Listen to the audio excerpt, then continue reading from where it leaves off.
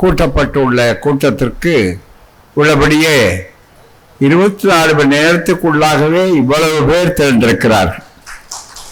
அதைவிட வழக்கமாக ஒருவரை விட ஊடக நண்பர்கள், தொலைக்காட்சி நண்பர்கள் அதைவிட அதிகமாக திரண்டிருக்கிறார்கள். அருமையாகவே எதற்காக அத்தனையும் பதிவாகிக் கொண்டிருக்கிறது.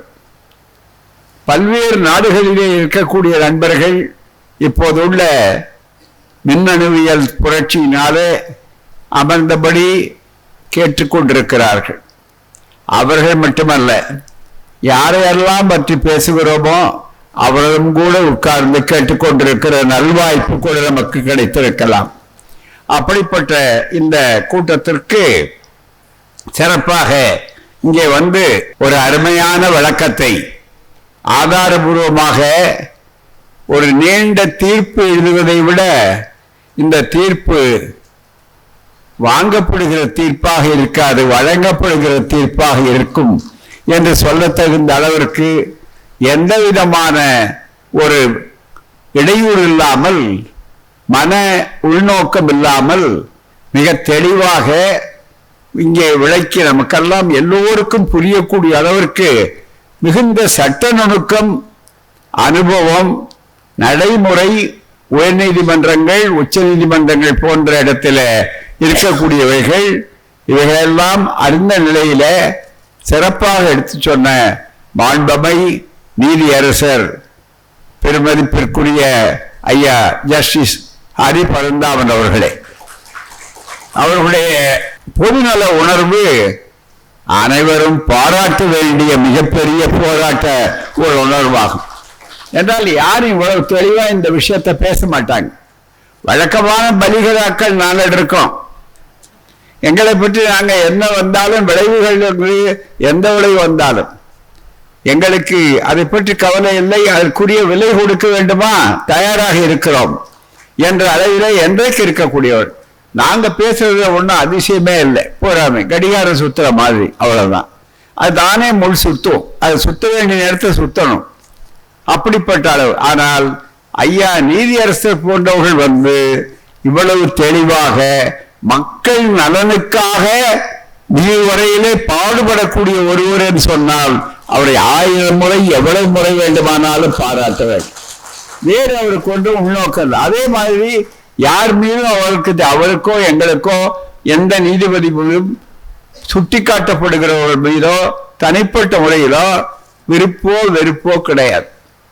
ஆனால் எந்த உள்நோக்கமும் கிடையாது. அப்படிப்பட்ட இந்த இடத்துல வாய்ப்பு கொடுக்க வேண்டும் என்பதற்காக ஒரு அரிய தகவலை மட்டும் நம்முடைய திராவிடர் கழகத்தினுடைய துணைத் தலைவர் கவிஞர் அவர்கள், காலிப்பூங்கன் அவர்கள் ஒரு தகவலை சொல்லிவிட்டு எப்படி இருக்கிறது என்று காலையில் நாடாளுமன்றத்தில் நடந்த ஒரு செய்தியை அவர்கள் தகவலை எடுத்து சொன்னார். 80 விழுக்காடு நீதித்துறை உயர் ஜாதியினரும் இருக்கிறது. அது மற்றவர்களுக்கு வாய்ப்பே இல்லை. சமூக நீதி எல்லா துறைகளிலும் இருக்க வேண்டும்.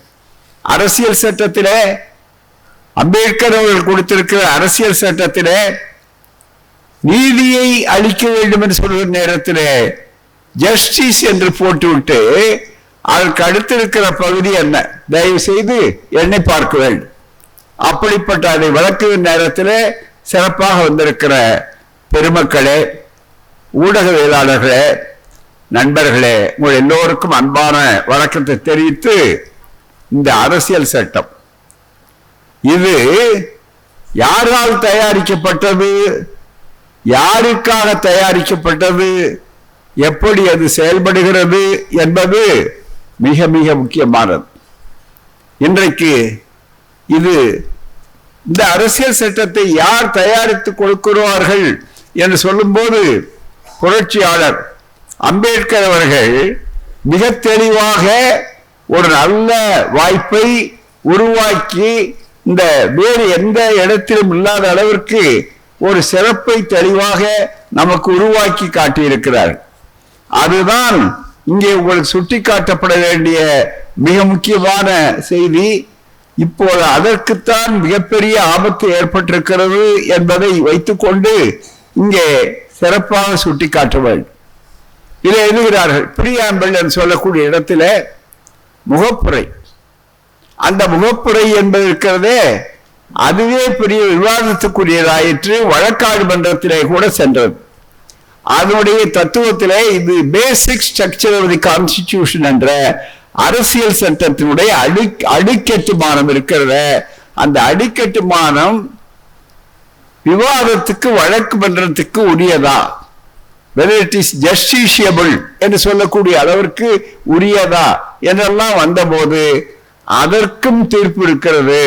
இது அடிக்கட்டுமானம் என்பதும் மிக முக்கியம். அதை மாற்றவே முடியாது, மாற்றக்கூடாது என்ற அளவிலே சிறப்பாக இருக்க வேண்டும் என்று சொல்லக்கூடிய அந்த வாய்ப்பை சிறப்பாக உருவாகி கொண்டிருக்கிற நேரத்திலே தான் இந்த அடிக்கட்டுமானம் என்பதை மிக முக்கியமாக சொல்லும் போது எப்படி ஆரம்பிக்கிறார் டாக்டர் புரட்சியாளர் அம்பேத்கர் அவர்கள் சொல்லுகிற நேரத்தில் அவர்கள் இதற்காக அரும்பாடுபட்டார். சாதாரணமான பாடு இல்லை, மிகப்பெரிய அளவிற்கு அரும்பாடுபட்டார். உங்களுக்கு தெரியும், 6 பேர் கடைசியாக இதை எழுதியவர்கள். டிராப்டிங் கமிட்டி என்று சொன்னால் 4 பேர் பார்ப்பனர்கள், 2 பேர் தான் மற்றவர்கள். அதுல ஒருவர் அம்பேத்கர், இன்னொருவர் முகமது சாதுல்லா. அவர் அதிகமாக வருவதில்லை, உடல்நலம் காரணம் காட்டி. ஆனால் முழுக்க முழுக்க அம்பேத்கர் அவர்கள் எவ்வளவு நெருக்கடிகள் அவர்களுக்கு உள்ளார்ந்தத்திலே கொடுக்கப்பட்டாலும் அதையும் தாண்டி அவர் சிறப்பாக கடுமையாக உழைத்து இந்த முன்னுரையை முகப்புரையை தயாரித்தார். இல்லை, ரொம்ப மிக முக்கியமானது. இப்ப ஜனநாயகம் இருக்க வேண்டுமா, குடியரசாக இருக்க வேண்டுமா, நமக்கு உரிமை பெற வேண்டுமா என்றெல்லாம் சொன்னால் முதல் எடுப்பிலேயே அந்த உறுதிமொழியை உருவாக்கி சொன்னார். அதுதான் இந்த சிறப்பு, மிக முக்கியமானது. மற்றபடி அதில் பல குறைகள் இருக்கலாம், மாற்றங்கள் வேண்டும் இருக்கலாம், அவரே அதை சுட்டி காட்டி இருக்கிறார்கள். வேறு செய்தி அதில் வரும்போது நண்பர்களே, we the people of India, அதுதான் மிக முக்கியம். இந்தியாவுடைய குடிமக்களாகிய நாம் என்று சொல்லிவிட்டு தெளிவாக மக்களாகிய நாம், we the people of India having solemnly resolved to constitute India into the sovereign, socialist, secular, democratic republic. 5 அம்சம் மிக முக்கியமா. மக்களாகிய நாம் நமக்கு நாமையே உருவாக்கி கொண்டு கொடுக்கின்ற இந்த முகப்புரையில அரசியல் சட்டத்தில் முதல்ல என்ன என்று சொன்னால், மிக முக்கியமாக நமக்கு நாமே வழங்கிக் கொள்கிறோம். எப்படிப்பட்ட ஒன்றை அமைக்க வேண்டும் என்று சொன்னால், இறையாண்மை மிக்க முதல்ல சாவரின், சோசியலிஸ்ட் சமதர்ம 2வது, 3வது செக்குலர் மதச்சார்பற்ற, 4வது அது தேவை டெமோக்ராட்டிக் ஜனநாயக ரிப்பப்ளிக், 5வது குடியரசு. இந்த அந்த அம்சம் எல்லாம் இணைந்தது. இதை அடிக்கட்டுமான அப்படி கொடுத்து விட்டு அடுத்த இதில் ஆரம்பிக்கும் போது மிக முக்கியமான ஒன்றை சுட்டி காட்டுகிறார். நன்றாக இப்ப இதுக்குதான் போராட்டம், வேற ஒன்றுமே கிடையாது. அந்த போராட்டம் இந்த இடம் கூடாது, இந்த அரசியல் சட்டமே கூடாது, அதுக்கு மேல மனு தர்மம் தான் இருக்க வேண்டும் என்று இந்த அரசியல் சட்டம் வந்தபோதே எழுதியது RSS. மறந்து விடாதீர்கள், இந்த அரசியல் சட்டத்தை ஏற்க முடியாது. இன்றைக்கும் அரசியல் சட்டத்தின் பெயரால் பதவி பிரமாணம் எடுக்கிற ஆட்சியாக இருந்தாலும் அது ஓபன் அஜெண்டா RSSக்கு. ஆனால் அதுக்கு உள்ளாந்தரத்தில் இதை எப்படி ஒழிப்பது, எப்படி கரையான் புற்றெடுத்தால் கரையான் புத்தகத்துக்குள்ளே நுழைஞ்சா அட்டையெல்லாம் இருக்கும், ஆனா உள்ள திறந்து பார்த்தா ஒன்றும் இருக்காது. அது மாதிரி முழுக்க இந்த கரையான்கள் இன்றைக்கு ஆட்சியை எப்படியோ பிடித்துக் கொண்டு அதன் மூலமாக செய்யக்கூடியவர்களை முதல்ல இதுல போட்டிருக்கிறார். ஜஸ்டிஸ் ஆரம்பிக்கிறார். ஜஸ்டிஸ், சோசியல், சமூக நீதி சொன்னார்கள் அல்லவா. இப்போது அதுதானே போராட்டம் நடந்து கொண்டிருக்கிறது. அதுதானே இந்த மண் பெரியார் மண்ணாக சமூக நீதி மண்ணாக இருக்கிறது. எப்படியாவது இதை அழிக்க வேண்டும் என்றுதானே இன்றைக்கு முயற்சிகள், போர்கள் நடந்து கொண்டிருக்கின்றன, களம் கண்டு கொண்டிருக்கிறார்கள்.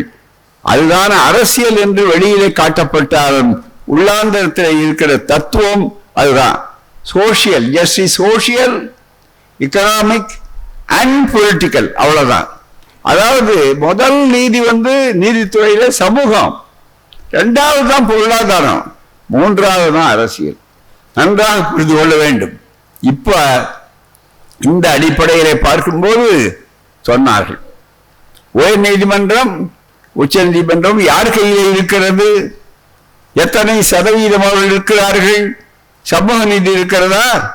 இன்றைக்கு தமிழ்நாட்டில் ஓரளவுக்கு பெண் நீதிபதிகள் இந்திய உயர் நீதிமன்றங்களில் இருப்பதிலேயே அதிகமாக இருக்கிற ஒரே மகளிர் நீதிபதிகள் தமிழ்நாட்டில் தான். பீகாருக்காரரே சொல்லிட்டு போனாருங்க. ஆனால் அதுல கூட தந்திரங்கள் இருக்கின்றன. ஏன்னா உயர் ஜாதிக்காரெல்லாம் பார்த்துட்டு அந்த கணக்கு காட்டுறது. ஜெண்டர் ஜஸ்டிஸ் சொல்லி இருக்கு பாருங்க, அது சாதாரணமா அதை இருக்கிற வரவேற்கிற பெண்கள் கொடுக்கறத. ஆனா அதுவே கூட அவர்களுடைய தந்திரங்கள் என்னன்னா, நாம் கேட்பது என்னவென்றால், இன்னும் போராட வேண்டிய பிரச்சனை என்னவென்றால், ஜெண்டர் ஜஸ்டிஸ் என்று சொல்லக்கூடிய பாலியல் நீதி சமூக நீதியோடு இணைந்ததாக இருக்க வேண்டும். Gender justice combined with social justice, அதுதான் இருக்கணும் அப்படின்னு சொல்றோம். இதெல்லாம் போராட்டம். இப்ப அதனுடைய விளைவுகள் என்னன்னா, இன்றைக்கு கொஞ்சமா வந்தா கூட பார்ப்பனர்கள் நீதிபதிகளாக வருகிறார். தந்தை பெரியார் இதே உயர் நீதிமன்றத்தில் வாக்குமூலம் கொடுத்தார்கள். நீதிமன்றத்தினுடைய அந்த வாக்குமூலம் கொடுக்கிறப்ப என்ன வாக்குமூலம் கொடுத்திருக்கிறார் சொன்னால், பார்ப்பனர்கள் நீதிபதியாக வந்தால் அது கடும்புலி வாழும் காடே ஆகும். இதுதான் மிக முக்கியமா கடுமையா சொன்னார். அவர் மீது தண்டித்தார். அதை பற்றி கவலை இல்லைதான், ஏற்போம் என்று சொல்லுகிறார். ஏன்? தர்மப்படி, அவர் தர்மப்படி அவருடைய மனு தர்மத்தை தான் அவர் காப்பாற்ற நினைப்பார்கள். அதே நேரத்தில் பார்ப்பன அல்லாத பார்ப்பன என்று சொல்லும் போது இப்ப என்ன நினைக்கிறாங்க, மிகப்பெரிய அளவு பார்ப்பன அல்லாதார் சமூக நீதிக்காக போராடி உள்ளே போயிருந்தாலும் கூட அவர்களும் தாங்கள் அந்த குரலை ஒலித்தால் தங்களுக்கு வசதி வாய்ப்புகள் முன்னேற்றம் வளர்ச்சி எல்லாம் வரும்னு ஒன்றையா இருக்கிறாங்க. பல நேரங்கள்ல கலைஞர் அவர்கள் ஒன்றை சொல்லுவார். ஏன்னா இந்த முன்னுரைக்கு பின்னால் வர்ற செய்திக்கு ரொம்ப மிக முக்கியம். நாங்க போராடிப்போம் ஐயா, நாங்கள் 2 பேர் ஒரு நியமனங்கள் மற்ற வரும்போது கூட என்னங்க இத்தனை பேர் இருக்காங்க, அது மேலேயே கூட பண்ண. ஆமா ஐயா, நம்மால் உணர்றோம். என்கிட்டயே கேட்கிறாங்க. முதல்ல சொல்லும் போது சொல்றா, மிகப்பெரிய அளவு பரிந்துரை ஆட்கள் வந்த உடனே, ஐயா இந்த அரசுடைய கொள்கையை புரிந்து கொள்ள நான் 4ஆம் என்கையா அதுக்காக கொடுங்கிறார். சரின்னு கொடுத்த உடனே அவர் நகைச்சுவையா சொல்லுவார். அது முடிஞ்சு பதவியில இருந்து உட்கார்ந்த பாடு முதல்ல வேகமா சொன்னார்ல அவரு, நான் 4ஆம் என்கையான்னு சொல்லி, அது அந்த வேகம் அடுத்து நடைமுறையில எப்படி இருக்கணும். கொஞ்ச நாளைக்கு பிறகு நான் போய் பதவியில் அமர்ந்த உடனே நான் கொஞ்ச நேரம் இடைவெளி விட்டுட்டு பிராமின், இதுதான் பல இடங்கள்ல ஒரு சின்ன ஐஃபன் கோடு, அவ்வளவுதான். அப்படி இருந்தாலும் அதை பற்றி நாங்க கவலைப்படல. எங்களுடைய வேலை அவர்கள் எப்படி இருக்கிறான்னு இல்லை, எங்களுடைய வேலை சிறப்பாக செய்வதுன்னு சொல்லும் போது அவர்களை குற்றம் சொல்வதற்காக சொல்லுவது. ஆனால் தந்தை பெரியாருடைய அந்த தொலைநோக்கு இருக்கு பாருங்க. உயர் நீதிமன்றம் சொன்னது, அவர்கள் ஏன் அங்க வெறுக்கிறோம், தனிப்பட்ட வெறுப்பு இல்லை, யார் மீதும் கோபம் கிடையாது. மனு தர்மத்தை அமர்ந்தவுடனே செயல்படுத்தணும்னு நினைக்கிறாங்க அவங்க. அதுதான் எங்களுடைய கடமை. அதுக்காக தான் நாங்க எங்க இருந்தாலும், அமைச்சராக இருந்தாலும் சரி, IAS அதிகாரியாக இருந்தாலும் சரி, ஹைகோர்ட் நீதிபதியாக இருந்தாலும் அவர்களுடைய தர்மத்தை, அதாவது மனு தர்மத்தை, உயர் ஜாதி தத்துவத்தை நிலைநாட்டு நினைக்கிறார். அதனால அவர்களுக்கு கிடைத்த வாய்ப்பை எப்படி பயன்படுத்துகிறார் என்றால், முழுக்க முழுக்க இந்த அரசியல் சட்டத்தை பற்றி பிரமாணம் எடுத்தார்கள். ஆனா அதை நடைமுறைப்படுத்துவதில்லை. எப்படி அரசியல் சட்டத்துக்கு பிரமாணம் எடுத்துக்கொண்டு அவர்கள் வேஷம் காட்டி, வெளிவேஷம் காட்டி உள்ளாந்தரத்தில் இதற்கு எதிராக நிலையை நடத்துகிறார்களோ அதே சூழ்நிலை தான். நீதி அரசர்கள் இன்னைக்கு பயணம் தலைப்பு என்ன இந்த கூட்டத்திற்கு, மத கலவரங்களுக்கு உயர் நீதித்துறை ஆயுதம் ஆகலாமா? ஏன் இந்த தலைப்பு வர வேண்டிய அவசியம் என்ன? உயர் நீதித்துறை ஆயுதம் ஆக பல இடங்கள்ல நடைமுறை வந்து கொண்டிருக்கிறது. அதை இப்போதே அது தோன்றும் போதே ஆரம்பத்திலேயே முளையிலேயே கிள்ளி எறிய வேண்டும் என்ற பொதுநல நோக்கம்தான் ஆம், இதை சுட்டி காட்டுவதற்காக மிகப்பெரிய அளவு அவர்கள் எடுத்த உறுதிமொழி. இந்திய அரசியல் சட்டத்திற்கு இது ஒன்றும் சலுகை அல்ல, வெறும் வெறுப்பு அல்ல. நீங்கள் புரிந்து கொள்ள வேண்டுமானால் அவர்கள் எடுத்துக்கொண்டிருக்கிற அந்த உறுதிமொழியினுடைய அடிப்படை என்ன, நீதிபதிகள் எந்த அளவிற்கு அவர்கள் வந்திருக்கிறார் என்பதற்கு ஒரு சின்ன உதாரணம் எடுத்துப்பார்கள். பதவி ஏற்கும் போது நீதிபதிகள் மற்றவர்களுக்கு ஒவ்வொருவருக்கும், ஆளுநருக்கு ஒரு பதவி பிரமாண வாசகம் உண்டு, நீதிபதிகளுக்கு உண்டு, குடியரசுத் தலைவருக்கு உண்டு, எல்லோருக்கும் உண்டு என்று சொல்கிற நேரத்தில் நண்பர்களே, நீதிபதிகள் இருக்கக்கூடியது இங்கே சொல்ல வேண்டும். இந்த தலைப்புக்கு முதல்ல ஏன் இந்த தலைப்பு தேவைப்படுகிறது? நீங்கள் எடுத்துக்கொண்டது மிக முக்கியமா form of oath or affirmation are to be made by the judges of the High Court. இதுல ரெண்டு வகை. கடவுள் பேரால பிரமாணம் எடுக்கிறவங்களும் உண்டு.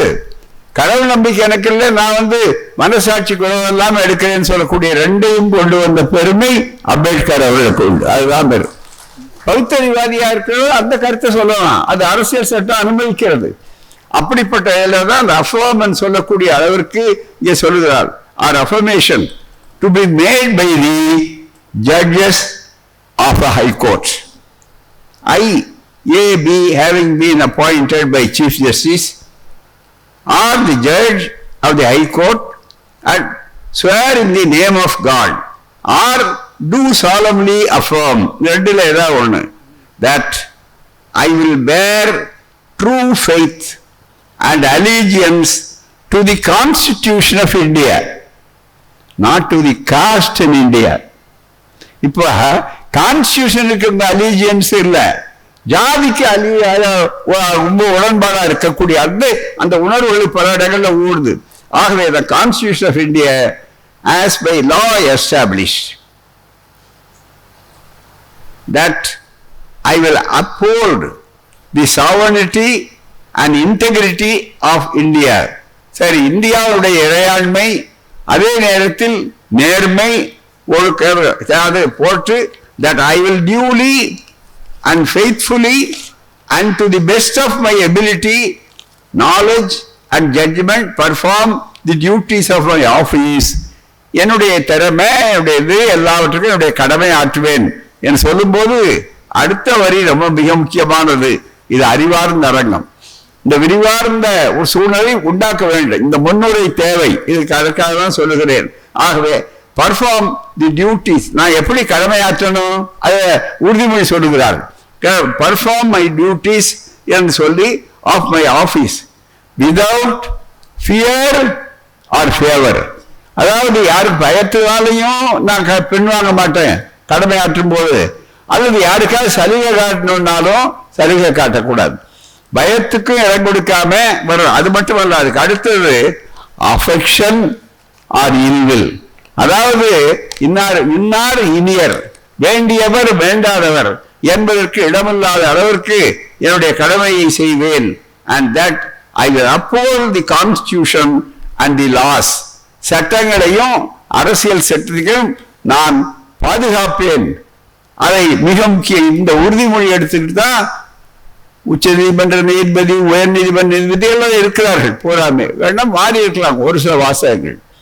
அதன்படிதானே இந்த உயர் நீதிமன்றத்திலே இப்போ GR சாமிநாதன் என்ற ஒருவர் நீதிபதி, அவர் கொடுத்த தீர்ப்பு, அவர் காட்டிய அவசரம், அவருக்கு இருந்த ஆத்திர அவசரம், இது அத்தனையும் 24 மணி நேரம் அவர் போட்டுக்கிட்ட எல்லாவற்றுக்கும் செய்திருக்கிறார் சொன்னால் தனிப்பட்ட முறையில் அவர் மீது என்ன கோபம், யாருக்கோ ஐயாவுக்கோ எங்களுக்கோ இங்க மனப்பாட்ட அவரை பார்த்தது கூட கிடையாது. ஆனா அவரை பற்றிய முழு வரலாறு எங்களுக்கு தெரியும். என்ன முழுக்க முழுக்க தான் ஒரு RSS. அவர் நீதிபதியாகிறதுக்கு முன்னாடி வக்கீலா இருந்திருப்பாரு. அவர் எந்த கொள்கை வேணாலும் அவர்களுக்கு ஒரு கொள்கை இருக்கலாம், அந்த கொள்கையை விட்டுடுங்கன்னு சொல்றது நம்ம வாதம் இல்லை. ஆனா அந்த கொள்கையை நீதிபதியாகிறதுக்கு முன்னாடி நீங்கள் 1000 கொள்கை வைத்திருக்கலாம், RSS காரராக இருக்கலாம், ஷாக்காவில் கலந்திருக்கலாம். ஆனால் ஆன உட்பாடு அதே உணர்வை நீங்கள் உங்கள் கடமையை செல்லும் போது காட்டினால் இந்திய அரசியல் சட்டப்படி அது நியாயமா, ஏற்கத்தக்கதா? இந்த உறுதிமொழி எடுத்துக்கொண்டிருக்கிற அந்த உறுதிமொழியை நீங்கள் ஒன்றாட ஒவ்வொரு தீர்ப்பிலும் காட்டி இருக்கிறீர்களா என்று கேட்பதுதான் மிக மிக முக்கியம். உதாரணத்துக்கு அவரை சொல்லுகிறோமே தவிர நண்பர்களே, மற்ற எல்லா நீதிபதிகளுக்கும் நீதி அரசுகளுக்கும் அது பொருத்தப்பட வேண்டிய ஒன்றாகும். அதை இல்லை என்று மறுக்க முடியாது மிகப்பெரிய அளவிற்கு.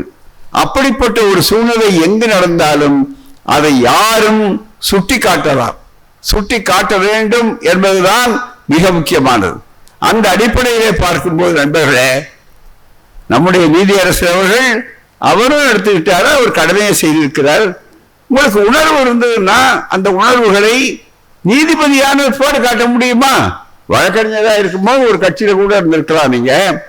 ஆனா அதை கூட காட்டுவதற்கு பிரதிபலிக்கக்கூடிய அளவில் இருக்க அதுதான் சுட்டி காட்டுகிறோம். இது தமிழ்நாட்டுக்கு பெருமையா? தயவு செய்து எண்ணி பார்க்க வேண்டும். ஒரு இம்பீச்மெண்ட் என்று சொல்லக்கூடிய அளவுக்கு 107 நாடாளுமன்ற உறுப்பினர்கள் மக்களவையில் இருந்து கையெழுத்து போட்டு கொடுத்திருக்கிறார். இது உங்களுக்கு இது சாதாரணமா தெரியலாம், இது அரசியல் பண்ணணும்னு நினைக்கலாம். ஆனால் தமிழ்நாட்டுடைய உயர் நீதிமன்றத்துக்கு இது பெருமையா? ஏற்கத்தக்கதா? நீதித்துறைக்கு இது பெருமையா? இது நீதித்துறைக்கு இழுக்கல்லவா? முதல்ல அந்த பொது உணர்ச்சியோடு பாருங்க. அதை தனிப்பட்ட முறையிலே பார்ப்பதை விட ரொம்ப மிக முக்கியமானது. தயவு செய்து எண்ணி பார்க்க வேண்டும். என்ன ஒரு வழக்கு, அதுவும் இந்த அரசியல் சட்டத்தின் மீது பேசுகிறோம். நாங்க இது இல்லை. ஏன்னு கேட்டா இந்த தலைப்பு பாருங்க, ரொம்ப மிக முக்கியமான தலைப்பு. மதக்கலவரங்களுக்கு உயர்நீதித்துறை ஆயுதமாகலாமா என்பது பற்றி சட்டபூர்வ ஆயுரை அரங்கம். இது ஏதோ ஏன்னா தானோன்னு பேசிவிட்டு போறது அல்ல. பொதுக்கூட்டங்கள்ல அவர்களே இவர்களே நினைச்ச உடனே இது அவரை கொடுத்தார், இவர் சிக்ஸர் அடிச்சார், அவர் உடனே பஞ்சு கொடுத்தாரு, பஞ்சு டைலாக் சொன்னாருங்கிறது அல்ல. இது பூராமே இது முழுக்க முழுக்க காலம் தாண்டி நிற்கக்கூடிய வேண்டிய கடமை உணர்வை நினைவூட்ட வேண்டிய ஒன்று. நீதித்துறையினுடைய மரியாதை காப்பாற்றப்பட வேண்டும் என்பதற்காக ஏற்பாடு செய்யப்பட்டுள்ள இந்த சிந்தனைகள் நினைத்து பார்க்க. நீங்க அரசியல் சட்டம் பேசிக்கொண்டு யார் பாராட்ட வேண்டும்? இதுக்கு நீங்க தானே மக்களுடைய கடைசி நம்பிக்கை நீதித்துறை தானே. நிர்வாகத்துறை செய்யலாம், அதே மாதிரி பாராளுமன்றத்தில் நடக்கலாம். அது செல்லுமா செல்லாதா என்று சொல்ல வேண்டிய மிக முக்கியமான இடத்துல இருக்கிற நீதித்துறை. அந்த நீதித்துறையில இப்படிப்பட்ட மிகப்பெரிய தவறான எண்ணங்களை கொண்டு தங்களுடைய ஆசாபாசங்களுக்கெல்லாம் அங்கே உருவம் கொடுக்க வேண்டும், நடைமுறைப்படுத்த வேண்டும் என்று சொல்லக்கூடிய நிலைகள் தோன்றலாமா? இதுதான் மிக முக்கியம். சொன்னார்கள் 3 வழக்கை பற்றி சொன்னார்கள், அந்த தேவை நடந்து கொண்டதை பற்றி சொன்னார்கள். அவர்கள் சொன்னதற்கு மேலே நான் அடுத்த கட்டத்துக்கு செல்லுகிறேன். அதனால மீண்டும் அதையே போய் சொல்ல வேண்டிய அவசியம் இல்லை. 2, 3 என்று சில முக்கியமான கருத்துக்கள். முதல்ல தெளிவாக மத பிரச்சனைகள் என்று வரும்போது ஏற்கனவே அரசியல் சட்டம் அளிக்கிறது. இப்போ சில நீதிபதிகளுக்கு அங்கே உட்கார்ந்து இருக்கிறாங்க, மேலே எப்படி இருக்கு, அங்கே தங்களுக்கு என்ன வழிமுறை இதை நினைக்கிறார்களோ என்னவோ தெரியாது எங்களுக்கு. அதுதான் காரணமாக இருக்குமோ என்னவோ தெரியல. மிக முக்கியமா அடுத்து உட்கார்ந்த உடனே என்ன பதவி, அதுக்கு மேல இருக்கிற பதவியா அல்லது என்று நினைக்கிறார்களோ தெரியாது. அது தங்களுடைய ஆசாபாசங்கள் தங்களுடைய விருப்பு வெறுப்புகளுக்கு இடம் கொடுக்கிறார்கள் தெரியாது. ஆனால் யார் கொடுத்தாலும் அது எவ்வளவு தவறு என்பதற்கு அரசியல் சட்டத்திலேயே இடம் இருக்கிறது. இந்த மத பிரச்சனை என்பது இருக்கிறதே, அது எப்பவும் ரொம்ப மிக முக்கியமானது. இந்த நாடு பன்மதங்கள், பல கலாச்சாரங்கள், பல மொழிகள், இது அத்தனை இருக்கிற ஒரு பெரிய நாடு. புளூரலிசம் என்று சொல்லக்கூடிய பன்முகத்தன்மை கொண்டது. அப்படிப்பட்ட இந்த பன்முகத்தன்மையை காப்பாற்ற வேண்டியதுதான் அரசியல் சட்டத்தினுடைய கடமை. அந்த அரசியல் சட்டத்தினுடைய கடமையை தவறினார்கள் சொன்னால் நாம் எங்கே போய் நியாயம் கேட்கிறோம்? நீதித்துறையிலே போய் தான் நியாயம் கேட்க வேண்டும். அது உயர் நீதிமன்ற துறையாக இருக்கலாம், அடுத்தது உச்ச நீதிமன்றமாக இருக்கலாம். எனவே அந்த நிலை ஏற்படலாமா? RS பாரதி அவர்கள் அழகாக அதை சுட்டிக்காட்டினார்கள். ஒரே வரியில சுருக்கமாக சுட்டிக்காட்டினார்கள். தயவு செய்து எண்ணி பார்க்க வேண்டும். இந்த அரசியல் சட்டம் நீதிபதிகள் இப்போ இந்த பிரச்சனைகள்ல மிக முக்கியமா அவசரமா வருவது, மேல்முறையீடு செய்வது. ஆகவே இந்த கோயில்ல நடக்கிற அவர்களுக்கு உரிமை இல்லையா? இப்ப புதுசா கேட்கிறார், ஏன் அந்த உரிமை இல்லையா, மத உரிமை இல்லையா என்றெல்லாம் கேட்ட உடனே ஏதாவது இந்த ஒரு மயக்கத்தை உருவாக்கி கொண்டிருக்கிறார். நண்பர்களே, இதிலே இருக்கக்கூடிய இந்த அரசியல் சட்டத்திலே மத சுதந்திர உரிமை என்பது இருக்கிறது. அந்த மத சுதந்திர உரிமை என்பது எப்படி ஆரம்பிக்கிறது? 24, 25, 26 இந்த மத சுதந்திர உரிமை என்று இருக்கக்கூடிய 25, 26 என்று சொல்லக்கூடியதுல அந்த சுதந்திர உரிமை இருக்கிறது. அந்த சுதந்திர உரிமை அருகூர்ந்து இது அறிவார்ந்த அரங்கம் மட்டுமல்ல, புரிந்து கொள்ள வேண்டியவர்கள் வழக்கறிஞர்கள் இருக்கிறீர்கள், எல்லா துறையிலும் விவரம் தெரிந்தவர்கள் இருக்கிறீர்கள். மத சுதந்திர உரிமை என்பது இருக்கிறது, அது அரசியல் சட்டத்தில் இருக்கிறது. ஆனால் அது லகான் இல்லாத குதிரையா என்ற கேள்வியை கேட்க வேண்டும். மத சுதந்திர உரிமை அவர்கள் எப்படி கொடுத்து எதை சொல்லுகிறார்கள் என்று சொல்லுகிற நேரத்தில் தெளிவாக ஒன்றை சுட்டிக்காட்ட வேண்டும். மத சுதந்திர உரிமை உண்டு, ஆனால் அந்த மத சுதந்திர உரிமை என்பதற்கு மிக முக்கியமாக சுட்டிக்காட்டப்பட வேண்டிய ஒரு செய்தி, முதல்ல லகான் இல்லாத right to freedom of religion. ஒவ்வொன்றும் ஏன்னா இது உரையரங்க ஆய்வு சட்டபூர்வமாக 25 இந்த மத சுதந்திர உரிமைங்கிறது நாட் அன் அப்சல்யூட் ரைட், மிகப்பெரிய அளவு வரம்பு இல்லாமல் அதுக்கு யாருமே கட்டுப்படுத்த முடியாது. நான் நினைச்சேன்னா இதான் நடக்கும், நான் உத்தரவு போட்டோம்னா இதான் நடக்கும், நான் செய்ய வேண்டும், என்னுடைய மதம், நான் பெரும்பான்மையா இருக்கேன், 87% இருக்கிறேன், ஆகவே நீங்க எல்லாம் சிறுபான்மையா இருந்தால் மற்றவர்களாக இருந்தாலும் மதம் உள்ளவர்களுக்கு எப்படி உணர்த்தோ அதுதான் மிக முக்கியம். அந்த உரிமையை சொல்லுகிறார்கள். அதுக்கு கட்டுப்பாடு உண்டு. கட்டுப்படுத்தப்பட்ட ஒரு மத சுதந்திரம் தான் இந்திய அரசியல் சட்டத்தில் இருக்கிறது. அது நன்றாக கவனிக்க வேண்டும்.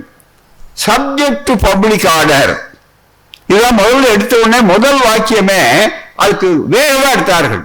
பலவாக்கம் சொல்லிட்டு பின்னால போகல, இது கட்டுப்பட்டதுன்னு சொல்லல. Subject to public order, morality and health, we have morality and health, and to the other provisions of this part. இந்த மத உரிமை இருக்கு பாருங்க, அதனுடைய மற்ற பகுதிகளுக்கு அது கட்டுப்பட்டது.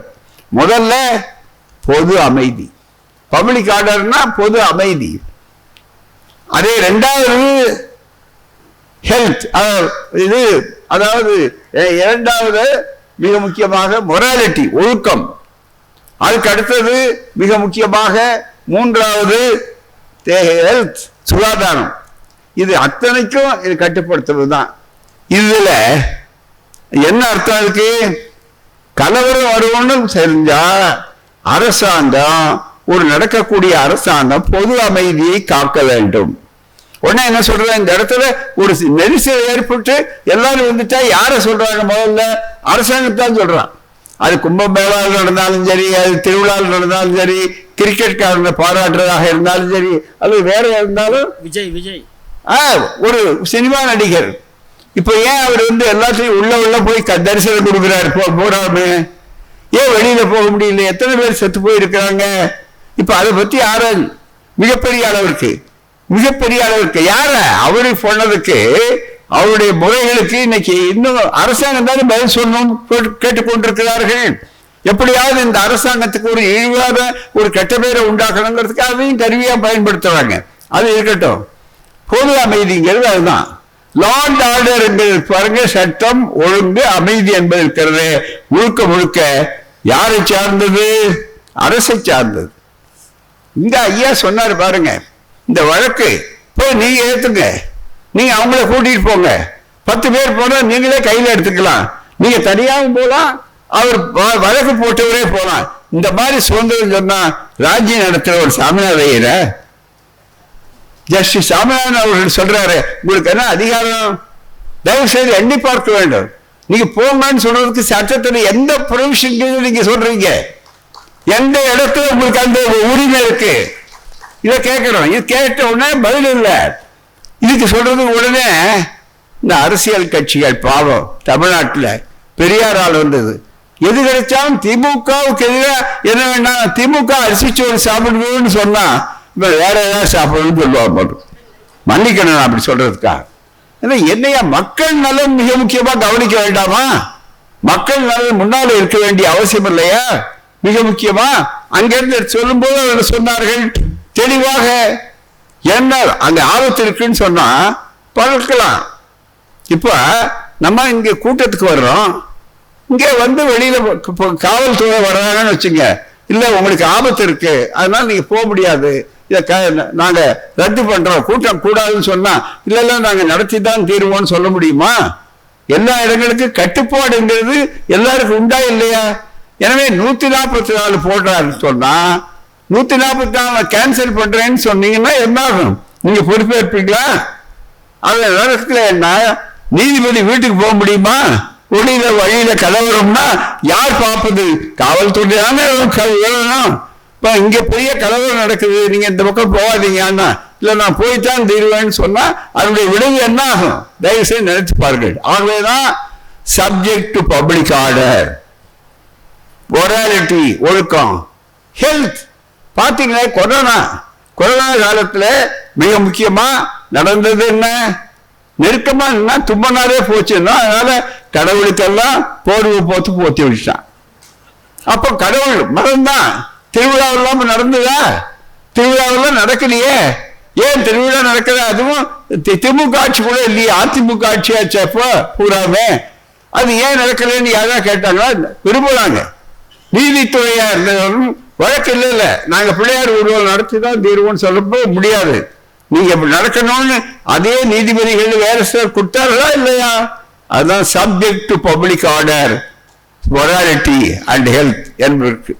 ஆகவே அப்படி இருக்கும்போது அதுல தெளிவா சொல்றாரு, nothing in this article shall affect, nothing in this article shall affect the operation of any existing law or prevent the state from making any law. அரசு முடிவு பண்ணா அத அந்த முடிவை தடுக்கிறதுக்கு யாரும் முடியாது. ஏன்னா எது நடக்கணும்னு சொல்ல வேண்டியது நீதிபதி உள்ளே உட்கார்ந்துட்டு அன்னைக்கு சொல்லி இருக்கலாம், அவர் உத்தரவு. நாளைக்கு நீங்க சொல்ல முடியுமா? இல்ல எனக்கு கண்டெம்ட் அப்படின்னு சொல்லி ஐயா கூட நேற்று சொன்னேன்னு சொன்னார் பேட்டியில.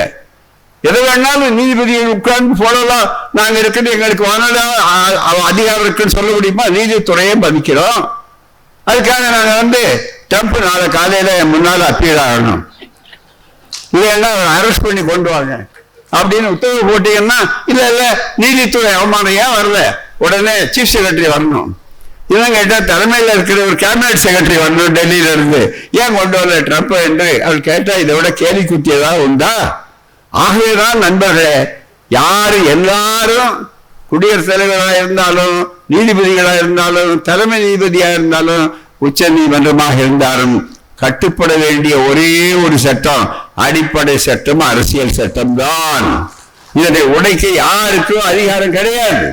இதன்படிதான் நம்ம பேசலாம் மிக முக்கியமா. அதே மாதிரி 26 என்று சொல்லும் போது 26ல ஒரே ஒரு விஷயம் தான் இதில் மாத்திருக்காங்க, வேற ஒண்ணுமே இல்லை. அது கூட அதே பாருங்க, subject to public order, morality and health and every religious denomination or any section thereof சொல்லி முடிச்சாங்க. அதனால அவங்களுக்கு நாங்க வானளாவிய அதிகாரம், நாங்க யாருக்கு கட்டுப்பட மாட்டோம் என்று சொல்லுவதற்கு ஒழுக்கம் இருக்கிறதா?